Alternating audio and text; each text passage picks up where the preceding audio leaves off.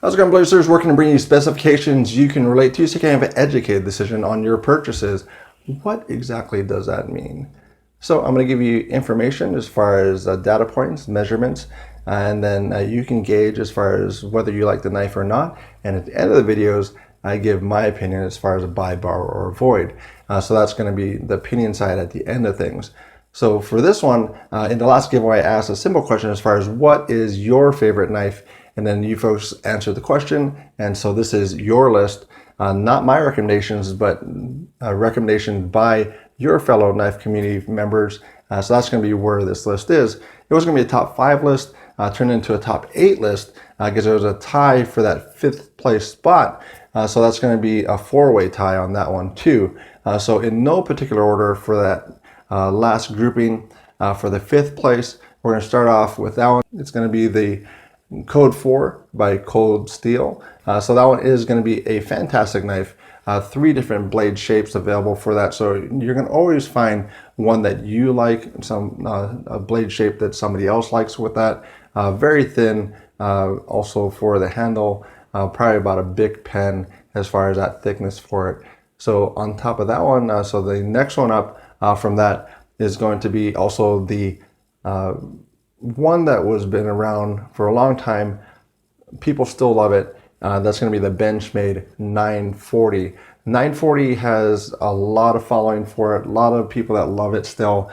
It's been around for quite a while as well. There's a lot of sprint runs for it. There's a lot of different materials. Different companies have their specific models of the 940, and I believe it's coming up on an anniversary as well as of recording this video, so there might be another special one coming out for that, but that is the 940 for another one on that 5th spot for that tie. We have going up from there also a Benchmade, so Super Freak, so that one's a new addition, but it's going to be one that people are really getting onto, really enjoying. So you might want to pick that one up if you like it that much as far as looking at it and looking through some of the other reviews for that one. And that one is another one by Benchmade. And so we also are going up that market as well. We're going to have a Benchmade again as far as a mini Crooked River. So there's a Crooked River, which is a fairly large knife, and the mini Crooked River, that's probably a pretty good one for most EDC tasks. So that one also has a custom shop. So if you want to use that custom shop that's available to you directly through Benchmade, you can go onto their site, make it how you would like. There's a lot of different options for that. So you can have your specific knife right from the factory with that customization. So those are the tie for 5th place. So we're going to go up that mark. So we're going to go to the 4th place spot as far as a recommendation from you folks as well. So that one is going to be the Hogue Doug Ritter, which is an exclusive, and it has the Able lock with that. It is very well done. Hogue, I feel, is one of the brands that doesn't get as much recognition for what they do. They still have a lifetime sharpening, lifetime service on their knives. So they do a lot of work for it. Their Deca is getting a lot of people liking that knife, and I think they're having a hard time keeping up with it. So that's a good thing for them. Also a good thing for the community for that. So that's going to be that one for the Doug Ritter. And then we're going to move up from there. Benchmade came back onto it again. So this is a knife that has come out fairly recently. And then as far as the amount of customization that's available for it is kind of unheard of in some of the sense. So you're going to have different scales, you're going to have different hardware. So that is going to be the bug out. So the bug out is on there as far as one that is very popular, one that will probably continue to be popular for Benchmade as we go forward, still with that Axis lock. It's a great knife. But then we're also going to go to the last 2 on the listing as far as what you folks recommended. So those 2 knives are really popular as well.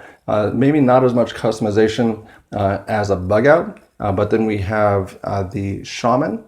So the Shaman is one that I reviewed. So if you want to check that out as well, you can do that. At that point, I was still doing some of the stop motion, which I might get back into as well. But that one has a lot of sprint runs available for that too. Spyderco has a lot of sprint runs that come out for their knives. So Shaman, is the other one, and that's available. And then the number one spot is, any guesses? Number one spot, what would that be? So it comes out be a Spyderco as well. So the Spyderco Paramilitary 2 came out to be that number one recommendation. So that whole list is something that you can take on. You can probably pick up for yourself, male, female, doesn't matter. A lot of people carry knives out there, and a lot of people use those tools. So if you go through and pick up any of these knives, you'll probably be happy with it. If you're not happy with it, you'll probably find somebody that really is searching for it. So you'll be able to move that along, get something else into your collection, and then figure out what that is. So what do I own out of those listings? So I own a Code 4, and I also own a Bug Out. So I own 2 out of the 8. I don't own all of them, but that's going to be how that is, at least in my collection. These are ones that I own, I purchased for that. So that's kind of how the collection goes. You can't have everything, even though sometimes you try. So very good.